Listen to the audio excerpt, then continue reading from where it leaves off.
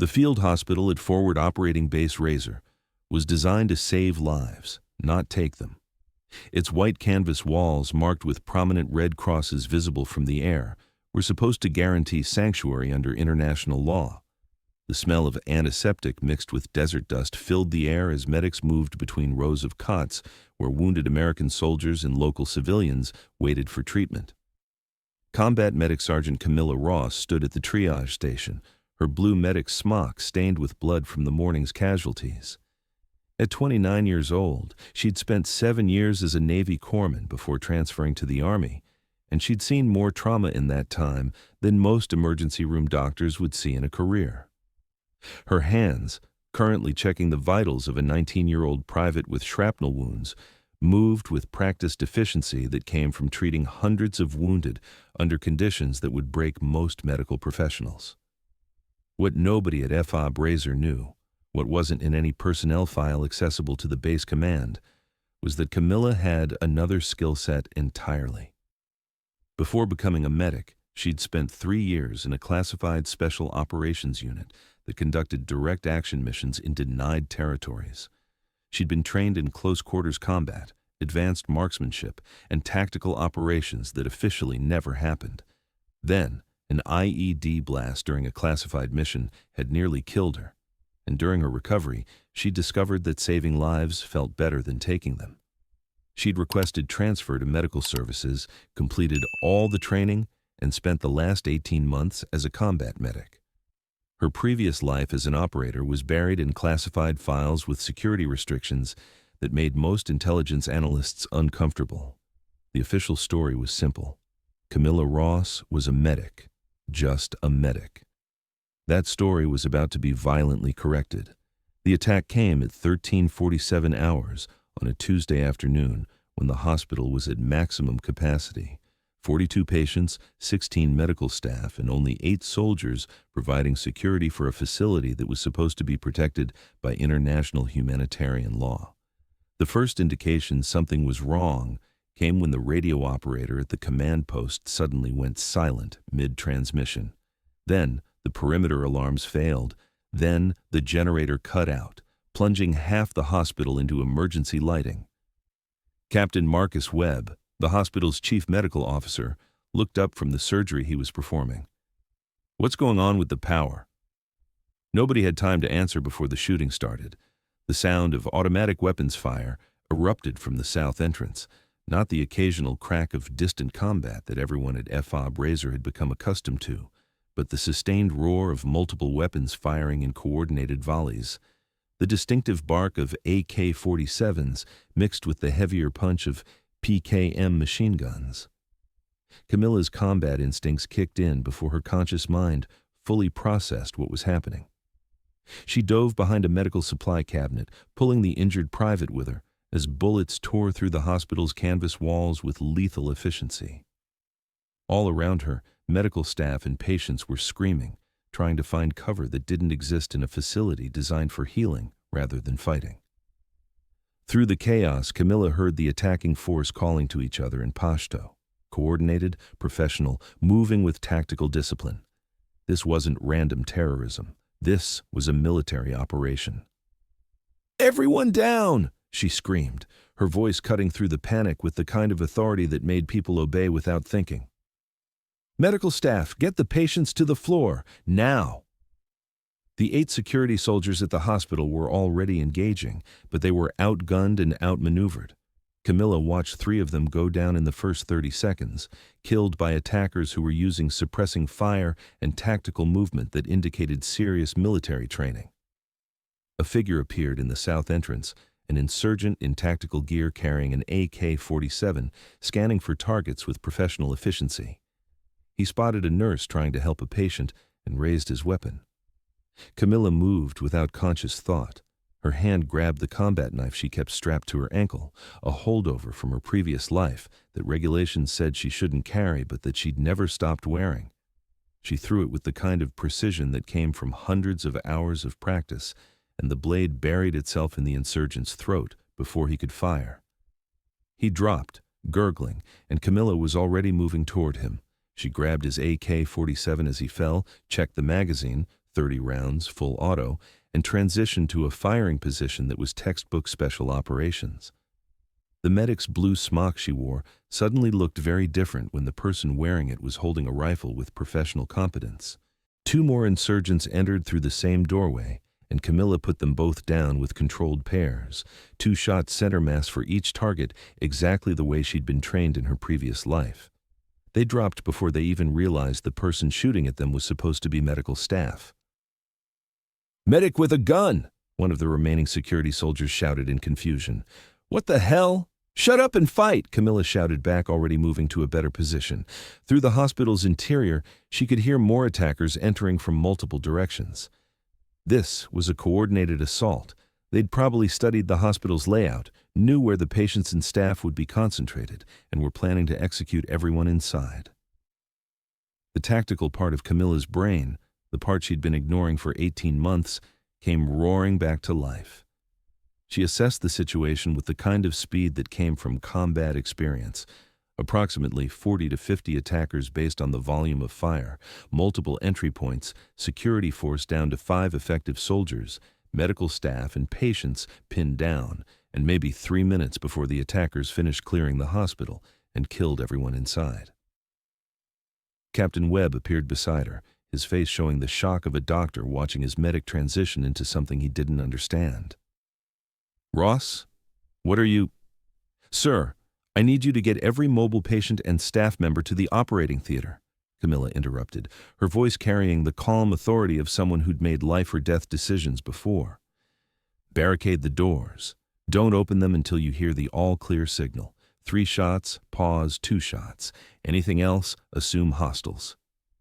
"Sergeant, you're a medic." "Sir, I'm also the only person in this hospital with the training to stop what's coming," Camila said, checking the AK-47's chamber. "Now please get our people to safety while I buy you the time to do it." Webb stared at her for one more second, processing the transformation he was witnessing, then made a decision. "You heard her. Mobile patients and staff, move to the operating room now. Immobile patients, we'll come back for you."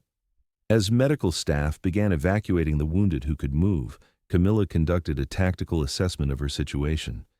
She had 1 AK-47 with 30 rounds, a combat knife, and a hospital full of attackers who thought they were facing terrified medical personnel. What she needed was better weapons, a defensive position, and a way to channel the attackers into kill zones where she could engage them on her terms. She spotted what she needed in the corner, the security office where the base guards kept their weapons when they went off duty.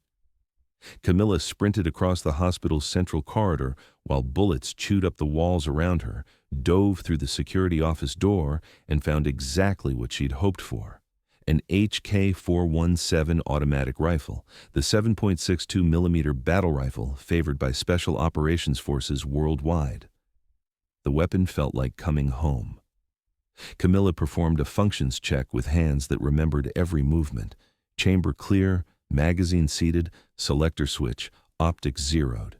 The HK-417 had a 30-round magazine loaded with full-power rifle ammunition that would punch through body armor and walls with equal efficiency.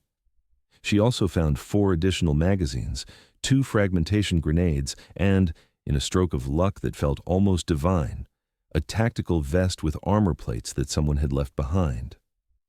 Camila stripped off her blue medic smock long enough to put on the tactical vest, then pulled the smock back on over it. The image was surreal. Blue medical garment over military armor, medic uniform over warrior equipment. The first room the insurgents tried to clear was the recovery ward, 16 beds with post-surgical patients too weak to move. Camila heard them stacking up outside the door, preparing to enter and execute everyone inside. She let them commit to the doorway, waited until she could see 3 of them framed in the entrance, and opened fire. The HK-417 roared in her hands with controlled fury.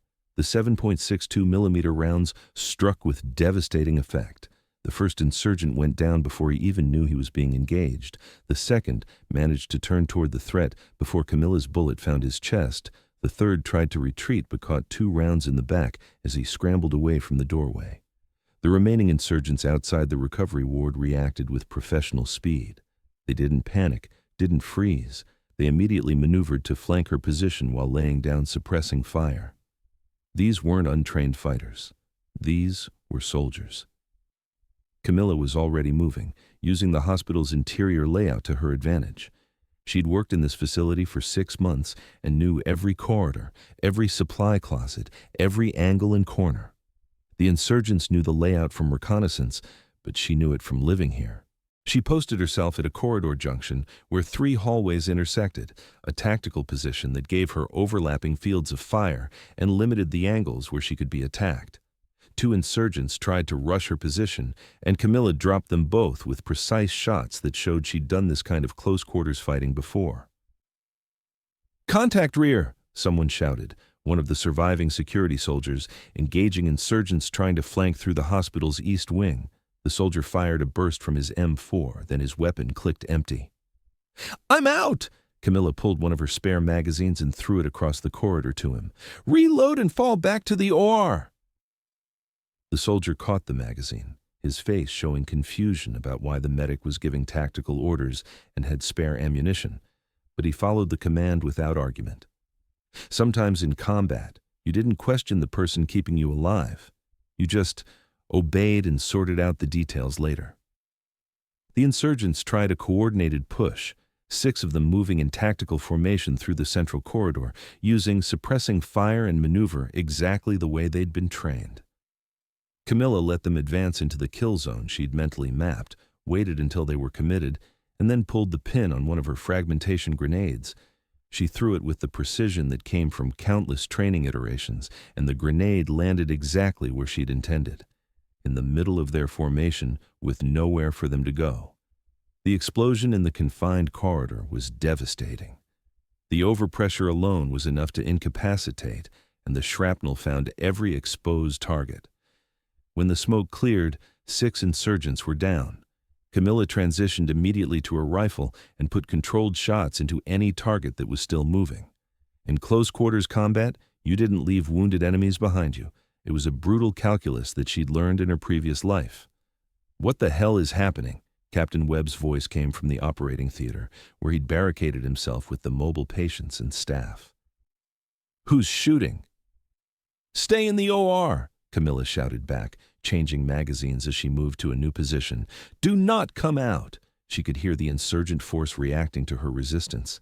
Their radio chatter was increasing, voices showing frustration and confusion. They'd expected to overrun a hospital full of defenseless medical personnel. Instead, they were running into someone who was fighting back with professional competence and making them pay for every meter they advanced. But Camila knew the math. She'd killed maybe 12 of them so far. That left 30 to 40 still operational, and she was one person with limited ammunition. Unless she changed the tactical dynamic, eventually they'd overwhelm her through sheer numbers. She needed to take the initiative, needed to make them react to her instead of her reacting to them. The best defense was a violent offense.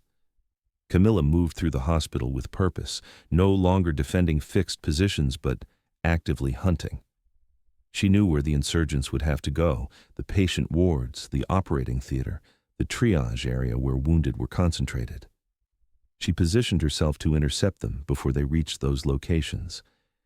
In the intensive care ward, she found 4 insurgents preparing to execute ICU patients who were too critically injured to move.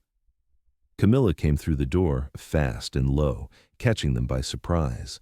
The HK-417 barked 4 times, 4 controlled shots, 4 targets down before they could turn their weapons toward her.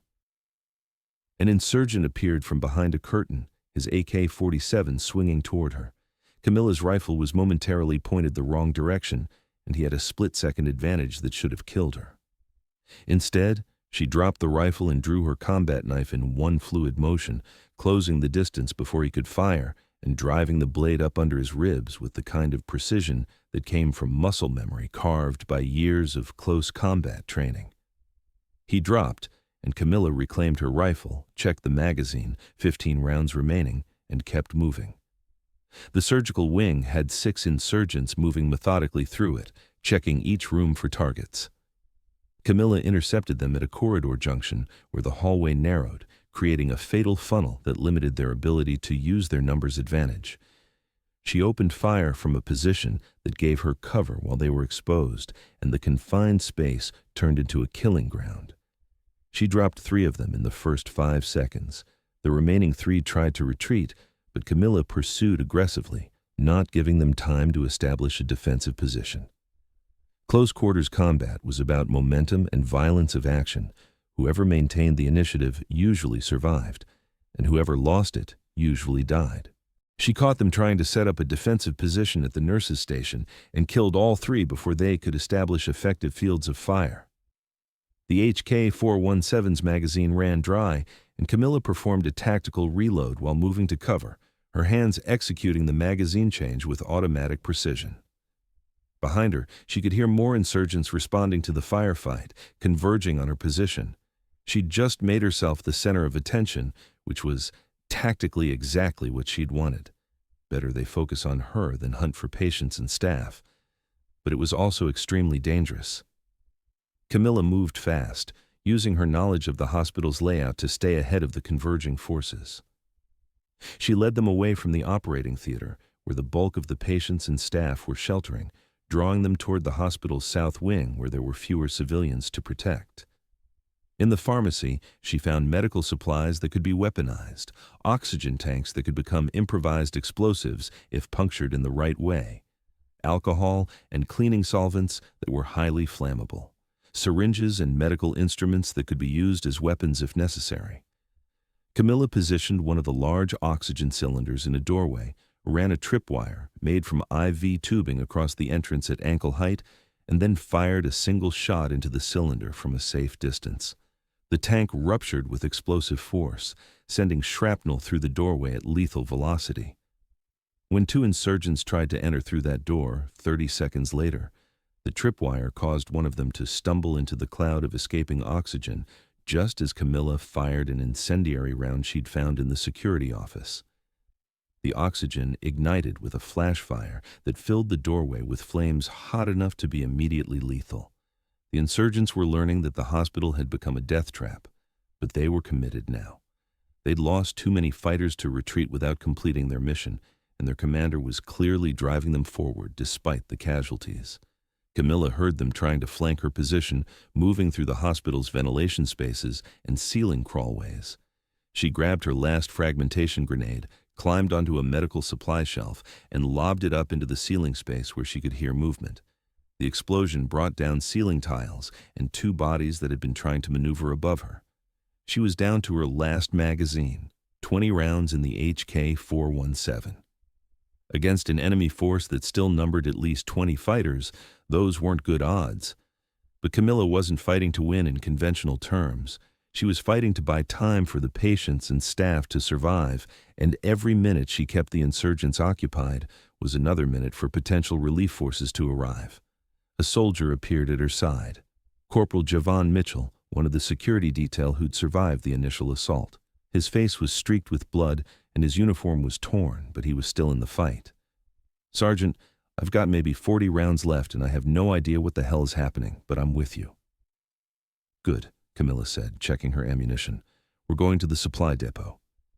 There are more weapons there, and we can establish a defensive position that controls access to the OR." "You're a medic," Mitchell said, following her as they moved through the hospital. "How do you know how to do all this?" "Complicated backstory," Camila replied, posting at a corner to cover their movement. "Short version, I used to do this kind of work before I became a medic. Now, move." They reached the supply depot, a hardened structure within the hospital compound where medical supplies and equipment were stored. It also happened to be where the base kept its reserve ammunition and a few additional weapons for emergency use. Camila found what she needed: 2 M4 carbines, 6 magazines of ammunition, and, in a stroke of luck that felt almost miraculous, a M24-9 squad automatic weapon with 200 rounds of linked ammunition. The SAW was a light machine gun that could lay down suppressing fire with devastating effect. She handed 1 M4 to Mitchell. "You know how to use this?" "I'm Army infantry," he replied, checking the weapon. "I was born knowing how to use this." "Good. Set up on that corner. Kill anything that tries to come through the east corridor. I'll handle the west." Camila positioned herself with the M249, establishing a defensive position that gave her overlapping fields of fire covering both approaches to the supply depot and the operating theater beyond. The SAW's bipod deployed. She ran the belt of ammunition through the feed tray, charged the weapon, and waited. The insurgents came in a coordinated assault. They'd clearly decided that overwhelming force was their best option against whoever was providing this unexpected resistance. 10 fighters pushed through the east corridor, while another 15 came from the west, all of them moving with tactical discipline and suppressing fire.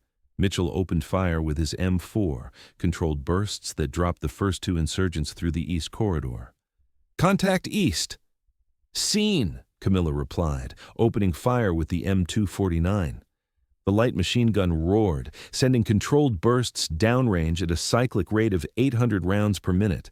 The 5.56 millimeter rounds tore through the insurgents advancing from the west with devastating effect. The confined corridor became a killing ground. The insurgents tried to retreat, but Camila kept firing, not giving them space to establish cover or return effective fire. The M249 chewed through its ammunition belt with mechanical efficiency, and insurgent after insurgent dropped. When the weapon ran dry, Camila had burned through all 200 rounds in maybe 20 seconds of sustained fire. The west corridor was filled with bodies and the acrid smell of gunpowder. She'd just killed or wounded at least a dozen fighters in less than half a minute. Mitchell was still engaging to the east, his M4 barking regularly as he picked off insurgents trying to flank their position. "I'm down to my last magazine." Fall back to the OR," Camila ordered, grabbing the HK-417 and her remaining ammunition. "I'll cover." She laid down suppressing fire while Mitchell retreated, then followed him, moving through the hospital toward the operating theater where Captain Webb had barricaded the survivors. Behind them, she could hear the remaining insurgents regrouping, but their radio chatter had changed. There was uncertainty now, fear even. They'd started this assault expecting easy targets, and instead had walked into a nightmare. Camila reached the OR doors and gave the all-clear signal. 3 shots, pause, 2 shots. The barricade shifted and Webb's face appeared, showing shock at the blood-covered medic holding a battle rifle. "Ross, what—" "Later, sir," Camila interrupted, checking her ammunition. "Down to 15 rounds in the HK-417, 1 partial magazine for the M4. How many patients and staff inside?" 38 patients, 14 staff, Webb replied. Are we going to survive this?" "Yes, sir," Camila said with certainty she didn't entirely feel. "But I need you to stay in there. I'm going to finish this." She didn't wait for his response. Camila moved back into the hospital's corridors, hunting the remaining insurgents with the kind of focused aggression that came from understanding that the best way to protect defensive positions was to take the fight to the enemy. She found 3 insurgents trying to plant explosives at the hospital's support pillars. They were planning to bring down the entire structure. Camila killed all 3 before they could complete the task, then carefully disarmed the explosives they had already placed. In the recovery ward, 2 insurgents were executing wounded patients who couldn't flee. Camila came through the door and put them both down with controlled shots that ended their massacre before it could continue. Throughout the hospital, she hunted the remaining attackers with systematic efficiency. Some she killed in direct combat. Others she trapped using her knowledge of the facility's layout. A few she simply outmaneuvered, getting behind them before they realized she was there. The last 5 insurgents had barricaded themselves in the hospital's north wing, clearly trying to establish a defensive position. Camila could hear them on their radios, calling for extraction, realizing their assault had failed catastrophically. She approached carefully, using cover and concealment, watching for ambushes. When she reached their position, she found them trying to escape through a window. She killed 3 before they could exit. The last 2 surrendered, throwing down their weapons and raising their hands. Camila zip-tied them with medical tubing, secured them to a bed frame, and left them for the security forces that would eventually process prisoners. Then she moved through the hospital one more time, clearing each room methodically to ensure no insurgents remained. The facility was silent now except for the groaning of wounded insurgents and the sound of distant helicopters approaching. Likely the quick reaction force that someone had managed to call before the communications went down. Camila stood in the hospital's central corridor, surrounded by the aftermath of the battle she'd just fought. Bodies of insurgents littered the floors, bullet holes riddled the walls, medical equipment was destroyed. But in the operating theater, 38 patients and 14 staff members were alive because she'd stopped the assault. Captain Webb emerged from the OR, his face showing the shock of someone trying to process what had just happened. Ross, Sergeant Raw, what the hell just happened here? I protected our patients, sir, Camila replied, her voice professionally neutral, despite the adrenaline still coursing through her system. That's what medics do. Medics save lives, Webb said slowly. I counted at least 40 insurgents. You killed them, most of them, by yourself. I had help, Camila gestured to Corporal Mitchell, who was sitting against a wall looking like he'd just survived the end of the world. But yes, sir, I stopped them. How? You're a medic, you're supposed to be. Sir, before I was a medic, I was something else, Camila interrupted gently. That something else is classified above your security clearance. But when this hospital came under attack, that training saved your life and the lives of everyone in this facility. The quick reaction force arrived 10 minutes later. 30 heavily armed soldiers who looked ready for a major battle and instead found a hospital full of bodies and one medic in a blue smock standing in the middle of the carnage. The QRF commander, Major Sarah Chen, stared at the scene with the expression of someone trying to reconcile what she was seeing with what should be possible. Sergeant Ross, you're the medic stationed here? Yes, ma'am, Camila replied, setting down the HK-417. And you did this? Chen gestured at the bodies throughout the hospital. The situation required immediate action, ma'am. I took it. Chen was quiet for a long moment, then keyed her radio. Command, this is QRF Actual. Situation at FOB Razor Medical is complicated. Hospital is secure. Approximately 45 to 50 enemy KIA. Friendly casualties minimal, thanks to actions of Combat Medic Sergeant Camila Ross. Request immediate investigation and possibly a medal for the most badass medic I've ever encountered. The investigation took 3 weeks and involved officers whose security clearances were so high their name tags were probably classified. Camila explained her background, the special operations training, the classified missions, the decision to transfer to medical services after her injury. Sergeant Ross, a 2-star general finally said, your previous service is impressive. Your current service is exemplary. What you did at FOB Razor was extraordinary. You saved 38 patients and 14 staff members by single-handedly defeating an insurgent force that outnumbered you approximately 45 to 1. I had assistance from Corporal Mitchell, sir, Camila corrected. Noted.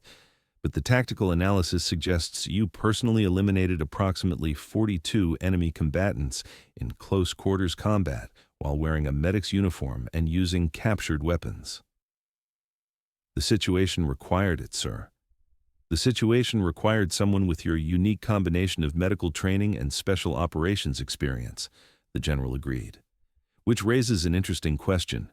Should we keep wasting your talents by limiting you to one role? 6 months later, Sergeant First Class Camila Ross stood in a briefing room at Fort Bragg, addressing a classroom full of special operations medics. She wore a uniform that combined medical insignia with special operations tabs. The Army had created a new role specifically for her and others like her. Combat medicine isn't just about saving lives, she told the class.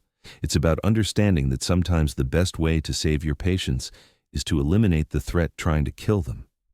You will be trained as medics first, but you will also be trained to fight, because in modern warfare, the enemy doesn't respect the Red Cross. They target medical facilities specifically because they know that's where we concentrate our wounded. She paused, letting that sink in. What happened at FOB Razor shouldn't have been necessary. The Geneva Conventions are supposed to protect medical facilities, but the enemy doesn't care about international law, so we have to be prepared to defend our patients with the same skills we use to heal them. One of the students raised his hand.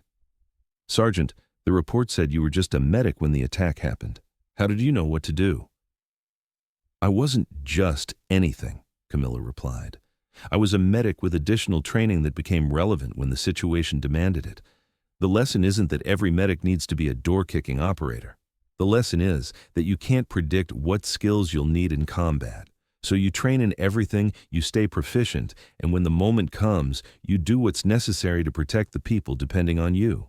The story of what happened at FOB Razor spread through military circles despite efforts to keep it classified. It became a legend, the medic in the blue smock who'd eliminated an entire assault force while protecting her patients. Some of the details were exaggerated in the retelling, but the core truth remained. When 45 insurgents attacked a field hospital expecting to massacre everyone inside, they'd encountered Camila Ross, and that had been their last mistake. The insurgents assumed she was a medic, someone trained to heal, not harm, someone who would panic when attacked, not fight back, someone who represented an easy target rather than a lethal threat. They learned otherwise in the 90 seconds it took Camila to clear the first 4 rooms. They learned it again in the 15 minutes it took her to hunt them through the hospital they had intended to destroy. And the survivors learned it when they were pulled from the rubble and realized that the person in the blue medic smock was the reason none of them had completed their mission. Camila Ross proved that day that medical training and combat skills weren't mutually exclusive. They were complementary. That the person saving lives could also take them when necessary. That the blue smock didn't make her weak, it made her deceptive. They assumed she was a medic. They were right. But they assumed that's all she was. That assumption killed 42 of them and saved the lives of everyone she'd sworn to protect. Some warriors heal. Some warriors fight. Camila Ross did both, and the enemy force that attacked FOB Razor learned too late that the most dangerous person in a hospital might be the one wearing blue scrubs and carrying a medical bag. She was a medic. She was also a warrior. And when forced to choose between those identities, she'd proven she could be both simultaneously, healing with one hand, fighting with the other, saving lives by taking them. That was Camila Ross. That was who she'd always been, even when people assumed otherwise. And that was the lesson learned in Blood and Cordite at FOB Razor. Never assume you know someone's full capabilities based on what uniform they're wearing. The medic might also be the most dangerous person in the room, and you won't know it until it's far too late to matter. Thank you for watching. Subscribe to hear more powerful stories of brave women in uniform.